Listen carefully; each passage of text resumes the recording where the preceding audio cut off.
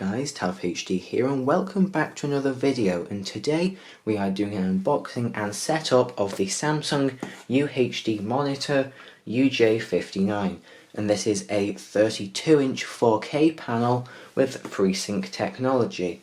If you also look on the box, it says it's Ultra HD, 1 billion colours, and it supports picture by picture. Okay, I've put the box on its side now just so it's easier to get the contents out. I've already cut the tape to make this a little bit easier, so I'll just try and fold this back. Quite hard to fold back, but that should be fine.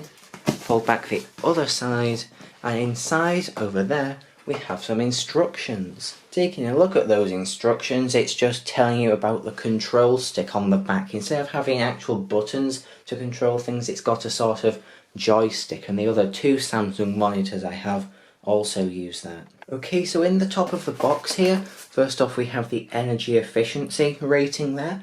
We don't need that right now. Here we have the drivers and information along with what appears to be a HDMI cable and some sort of European adapter. So we'll put that to the side, and then in here we have the UK adapter that will go onto the power brick. Next up, here's the actual power brick. We can put the UK adapter on the end of there. Unfortunately, it uses a proprietary connector with an external power supply, so you can't just use a kettle lead with this.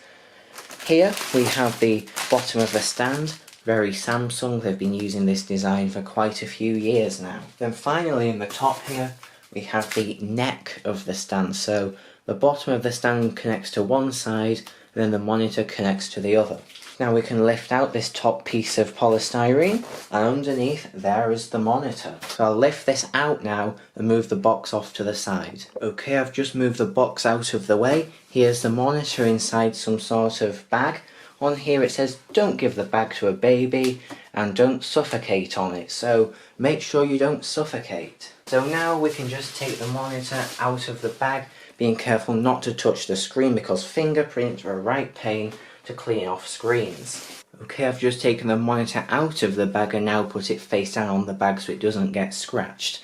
On the back we have the Samsung logo, a 100 by 100 VESA mount, so this can be wall mounted. There's the joystick controls I was just talking about, and there are the inputs. We've got a display port and two HDMIs, audio out and then power in, and it's worth noting that only the display port can output 4K at 60Hz, the HDMIs can only output at 30Hz. We also have a Kensington lock port and then area for air to escape at the top, and this is where we are now going to attach the stand.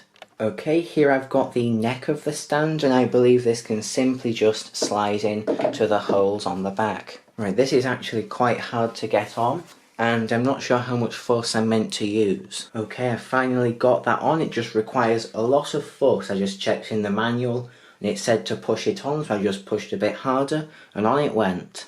Okay, here's the base for the stand, and we're simply going to line up that screw inside with the hole on the bottom and use the built-in screw to attach it.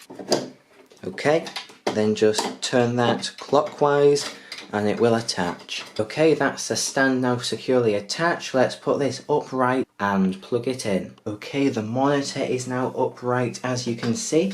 I've attached the UK end to the power cord. I'm going to plug it into power now, then I'll plug it into the back of the monitor. Okay, I've got the monitor plugged into power now, and I've plugged in a HDMI cable, and I've connected it to my 15-inch MacBook Pro. So it's worth noting I'll only be able to get 30Hz unless I buy a DisplayPort cable. For some reason I don't have one lying around, so I'll have to buy one at some point, but for now this will do just for testing it. I've just turned the monitor on at the wall, and there is now a fairly dim blue light at the bottom there, so I'll click the button on the back and see if we can get it to turn on. But first I'll just turn my laptop on so there is display going to it. My computer is now on. I'll click the button on the back of the monitor to hopefully turn it on, and it should find an input. Okay, it's searching through and there we go, it's come up. Okay, so right now I'm not sure if you can see, but on the screen there's some artifacting going on. I'm not sure right now if that's the monitor or my HDMI cable. I'll just swap cables and see if that fixes it. I've just turned off all the recording lights now because it makes it a bit easier to see the screen. But I've just changed the HDMI port on the back from HDMI 1 to 2. And now the artifacting has gone away. So whether it's that port that's faulty or what, I'm not quite sure. I'll have to investigate that later. But just looking at this screen, it looks absolutely great. And it's good to see that my laptop can output at 4K. Okay, so the final thing I want to talk about is the menu on this, and apologies for the lighting now, it's kind of gone dark while filming this, but there's not really much I can do about that right now. So one click of the joystick brings up this menu. From here we can return to just the input. If we go down, that's power off.